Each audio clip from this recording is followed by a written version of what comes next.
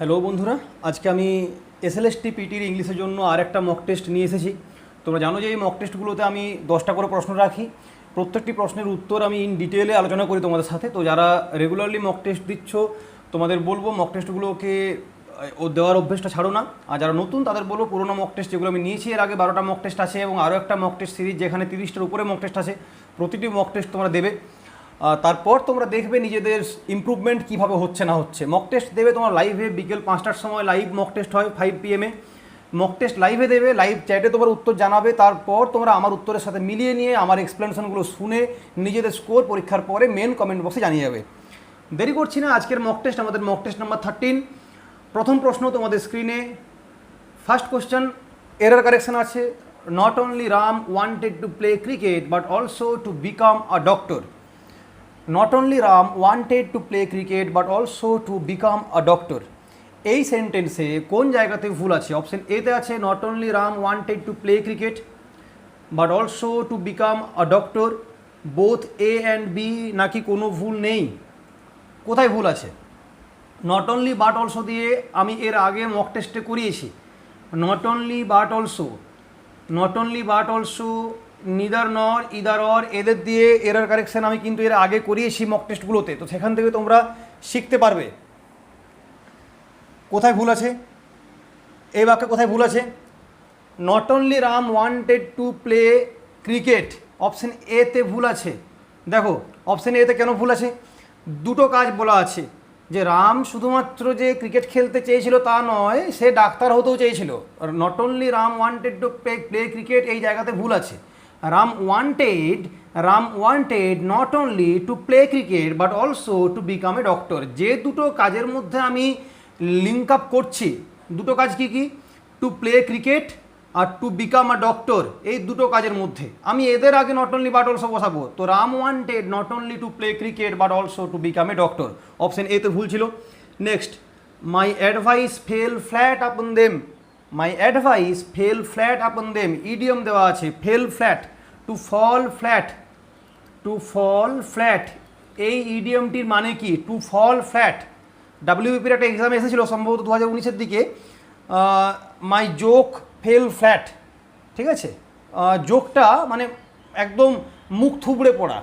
মাই advice fell flat upon them, এর মানে কি? Failed, produced no effect, insulted, নাকি হার্ট? সময় দেবো না, এগুলো তো সময় দেবো না। প্রিপোজিশন, ইডিয়ামস, ওয়ান ওয়ার্ড, এগুলো তো সময় দেওয়ার দরকার নেই। টু ফল ফ্ল্যাট মানে টু প্রডিউস নো ইফেক্ট, যার কোনো প্রভাব থাকে না, কোনো ফল পাওয়া যায় না। আমি অ্যাডভাইস দিয়েছিলাম কিন্তু বেকার বেকার দিয়েছিলাম, তাদের উপরে এর কোনো ইফেক্ট থাকেনি।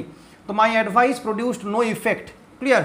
Next, question number 3, she is so intelligent that she will understand it. সে এতটাই বুদ্ধিমতী যে সে এটা বুঝতে পারবে। She is so intelligent that she will understand it, turn into negative.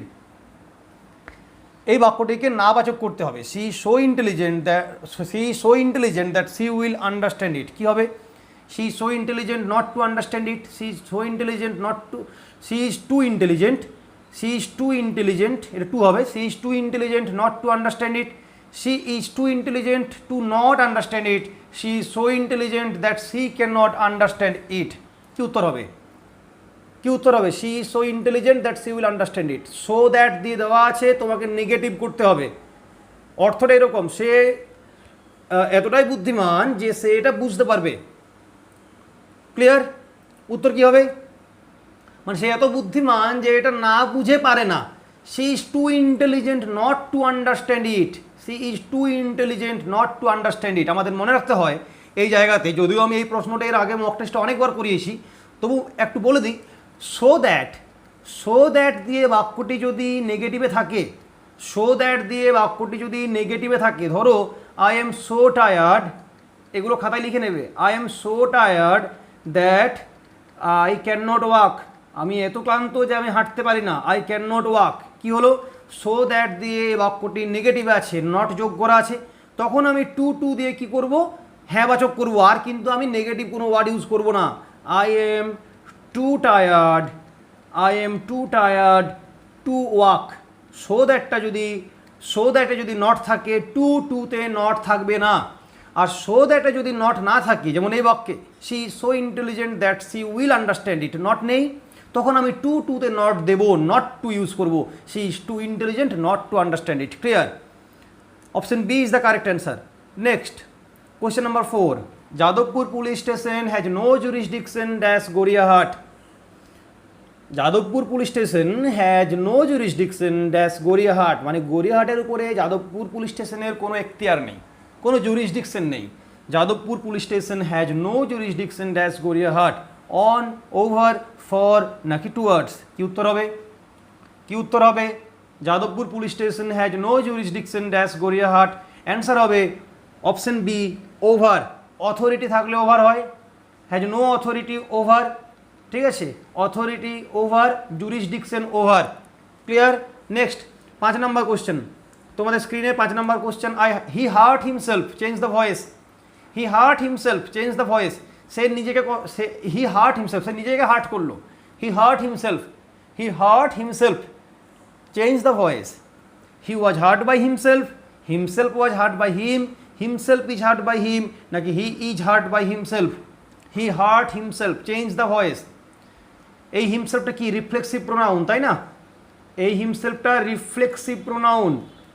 Reflexive pronoun কি জিনিস না, এই যে প্রোনাউনের পরে SELF বা SELVES বহু বচনে, যেমন হিমসেলফ, দেমসেলফস, এরা রিফ্লেক্সিভ প্রোনাউন হবে যদি বাক্যের কর্তা এবং কর্ম একজনকে বোঝায়। এখানে কর্তা হি আর কর্ম হিমসেলফ, ব্যক্তিটা তো একজনই, সে নিজেকে কষ্ট দিল। হি হার্ট হিমসেলফ। রিফ্লেক্সিভ প্রোনাউন ওয়ালা সেন্টেন্সের তুমি যখন ভয়েস চেঞ্জ করবে তখন কিভাবে করবে মাথায় রাখবে। আমি অ্যান্সার বলছি, সময় দেবো না, এই ভিডিওটা ছোট্ট হবে।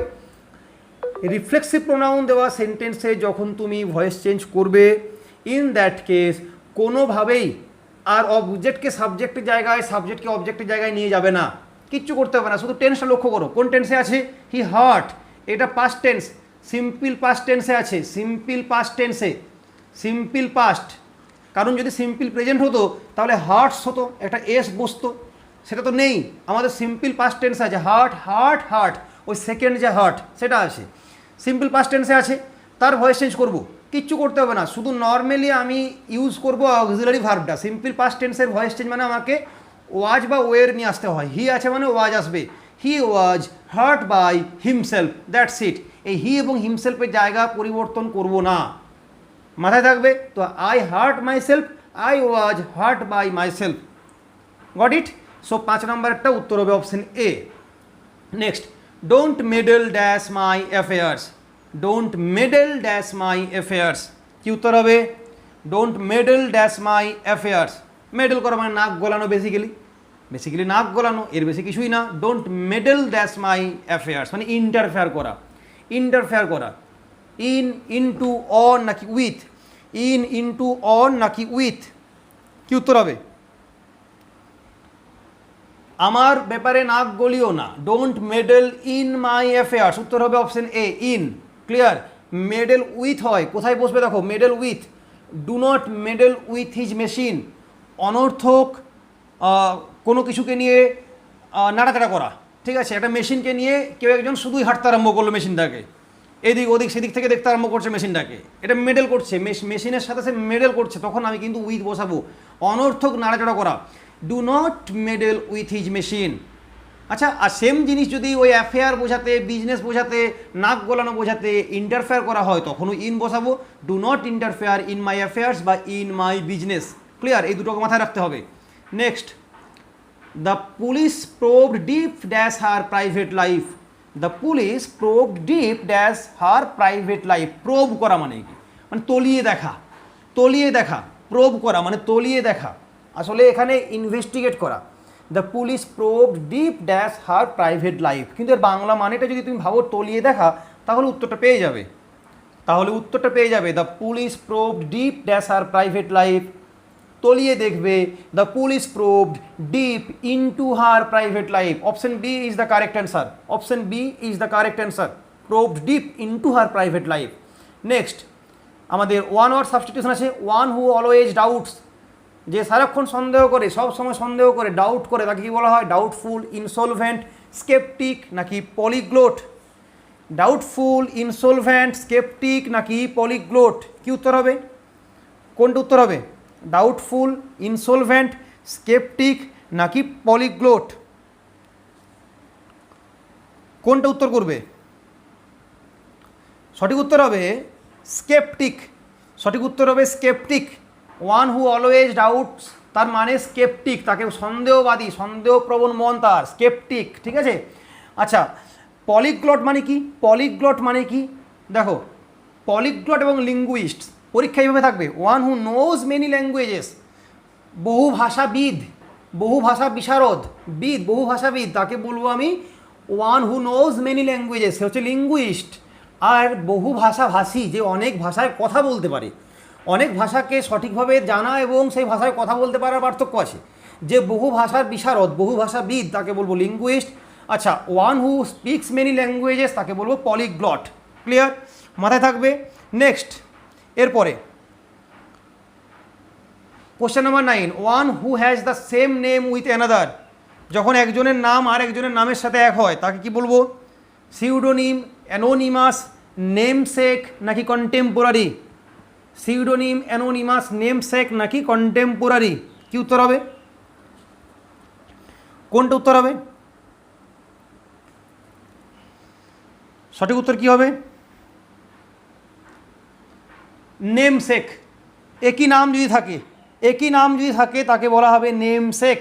ক্লিয়ার? কন্টেম্পোরারি মানে সেম টাইমে বিলং করবে, সেম টাইমে বিলং করবে। যেমন পতঞ্জলি ওয়াজ এ কন্টেম্পোরারি, তাই না? আগের দিন করিয়েছি। বলো কি ছিল কোশ্চেনটা?